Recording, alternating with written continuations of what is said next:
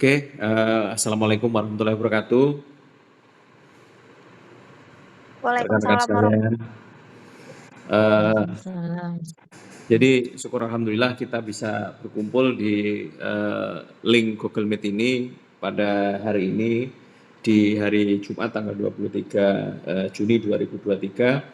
Eh, jadi kita dari kelompok 4 yang mana di sini ada saya sendiri yaitu Dodi Patah Kristanto, terus kemudian Ibu Faradipa Almaina, terus kemudian ada Ibu Naima Wardah, ada Ibu Sari Nuryani, dan Ibu Titin Sumarni. Jadi kami berlima di kelompok 4 ini akan menyampaikan materi terkait dengan silogisme dan deduksi. Mungkin langsung saja mohon izin kami sampaikan rekan-rekan sekalian.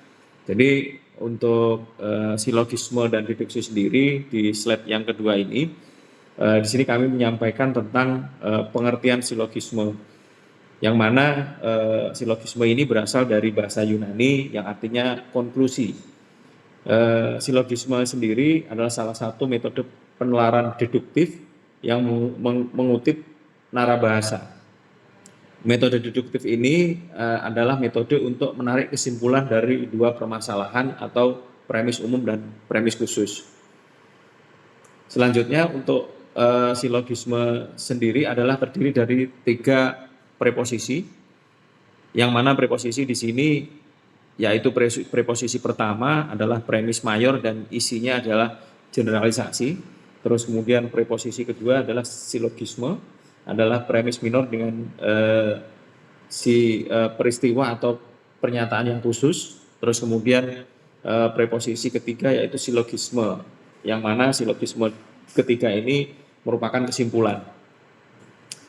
Selanjutnya penemuan pemikiran silogisme sendiri adalah dilakukan oleh Aristoteles, yang mana menurut Aristoteles silogisme adalah terdiri dari 2 premis dan 1 kesimpulan. Kesimpulan yang ada pada silogisme adalah sangat berhubungan dengan premis pertama dan premis kedua. Selanjutnya untuk definisi peranan silogisme dalam bidang ilmu pengetahuan, di sini silogisme adalah sangat berperan membantu pola pemikiran menjadi lebih tertib, jelas, dan tajam. Selanjutnya kalau kita lihat dari macam-macam silogisme sendiri, dalam materi kelompok 4 disebutkan bahwa macam-macam silogisme ini ada 4 silogisme. Yang pertama adalah silogisme kategorik, terus kemudian adalah silogisme hipotetik, kemudian yang ketiga adalah silogisme alternatif, dan yang keempat adalah silogisme disjungtif. Untuk selanjutnya materi yang kami sampaikan dari kelompok 4 untuk berikutnya akan disampaikan oleh Ibu Faradipa Almaina tentang penjelasan macam-macam silogisme. Mungkin dipersilahkan ke Ibu Faradipa. Baik, terima kasih Pak Dodi. Saya akan melanjutkan untuk menjelaskan tentang berbagai macam silogisme tadi. Yang pertama adalah silogisme kategorik.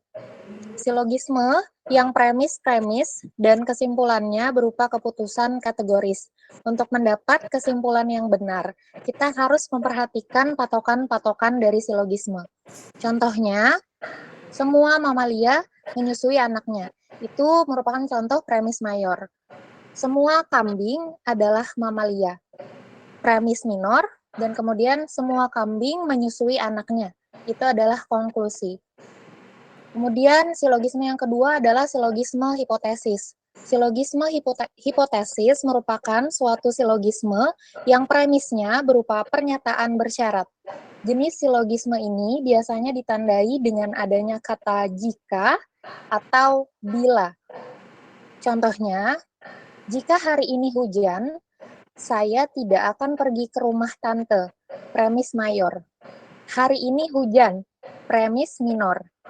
Saya tidak akan pergi ke rumah tante, itu merupakan konklusinya. Kemudian, silogisme yang ketiga adalah silogisme alternatif. Silogisme ini mempunyai premis mayor berupa alternatif. Premis minornya adalah afirmasi atas salah satu alternatif dan konklusinya merupakan penolakan atas alternatif yang lain. Contohnya, Budi bersekolah di Jakarta atau Bandung. Premis mayor. Budi bersekolah di Bandung. Premis minor. Konklusinya adalah, jadi Budi tidak bersekolah di Jakarta. Kemudian, silogisme disjungtif.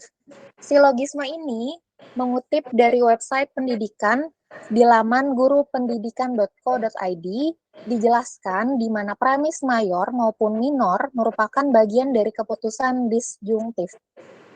Kamu atau saya yang pergi, premis mayor. Kamu tidak pergi, premis minor. Maka sayalah yang pergi. Konklusi.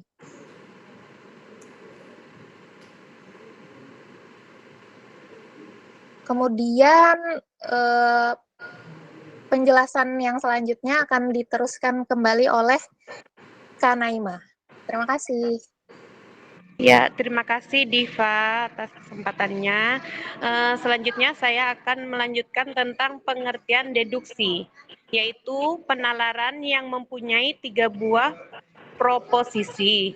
Penalaran yang mempunyai premis berupa proposisi universal pada salah satu premis atau kedua-duanya.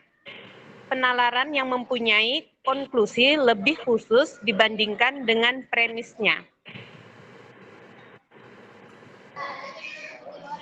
Selanjutnya, cara berpikir yang dilakukan untuk menarik kesimpulan dari pernyataan umum atau proposisi universal menjadi pernyataan khusus atau proposisi partikuler. Kesimpulan dapat diperoleh pula dari pernyataan yang sangat umum menjadi pernyataan yang bersifat umum. Next, selanjutnya, deduksi disebut pula sebagai silogisme yang secara formal disebut silogisme kategorik.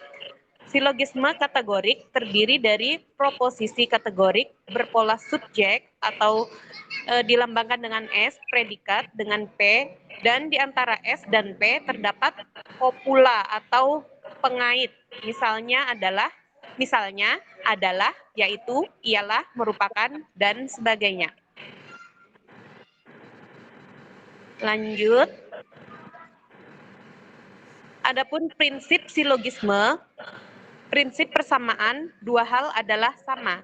Jika hal pertama dan hal kedua sama dengan hal ketiga, atau S sama dengan M dan M sama dengan P. Jadi, S sama dengan P, S adalah M adalah P, S adalah P. Lanjut. Prinsip perbedaan, dua hal adalah berbeda jika hal pertama sama dengan hal ketiga, namun hal kedua tidak sama dengan hal ketiga. Bisa dirumuskan sebagai S sama dengan M, atau M bukan sama dengan P, S tidak sama dengan P, karena S adalah M adalah bukan P, dan S adalah bukan P.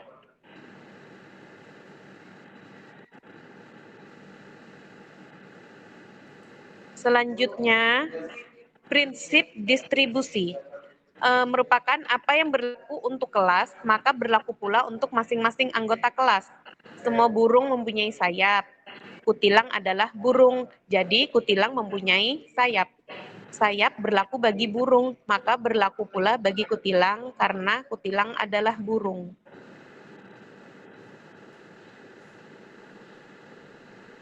Sedangkan prinsip distribusi negatif, yaitu apa yang diingkari untuk suatu kelas juga diingkari untuk masing-masing anggota kelas.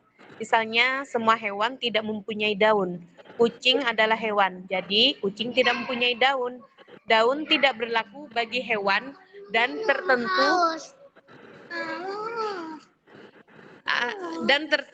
tentu tidak berlaku pula bagi kucing.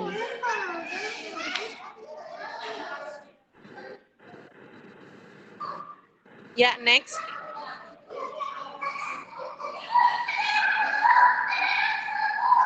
Selanjutnya, hukum silogisme yang akan dilanjutkan oleh Saudari Sari Nuryani. Terima kasih.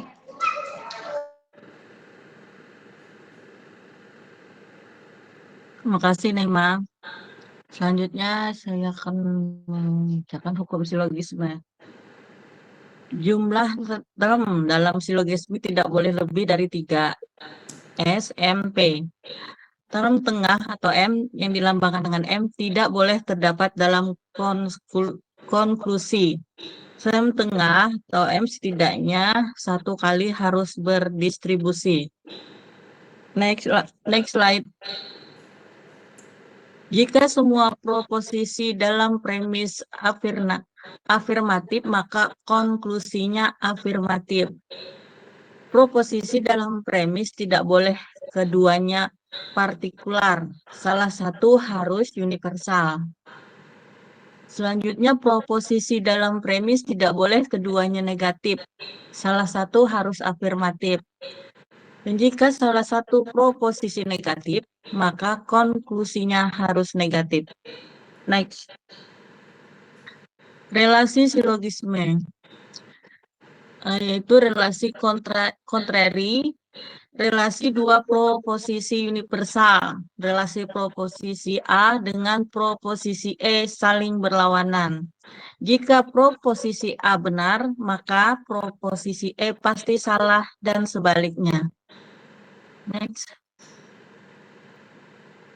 Relasi subkontrari, relasi dua proposisi partikular, relasi proposisi I dengan proposisi O. Jika proposisi I benar, maka proposisi O bisa salah, bisa pula benar. Jika proposisi O benar, maka proposisi I bisa salah, bisa pula benar. Lanjutnya. Kemudian ada relasi subaltern. Relasi dua proposisi yang sejenis. Proposisi A dengan proposisi I, proposisi E dengan proposisi O. Proposisi A menjamin kebenaran proposisi I, namun proposisi I tidak menjamin kebenaran proposisi A. Proposisi E menjamin kebenaran proposisi O, namun kebenaran proposisi O tidak menjamin kebenaran proposisi E. Selanjutnya. Yang selanjutnya ada relasi kontradiktori, yaitu relasi proposisi A dengan proposisi O dan proposisi E dengan proposisi I yang saling bertentangan. Jika proposisi A benar, maka proposisi O pasti salah dan sebaliknya. Jika proposisi E benar, maka I pasti salah dan sebaliknya.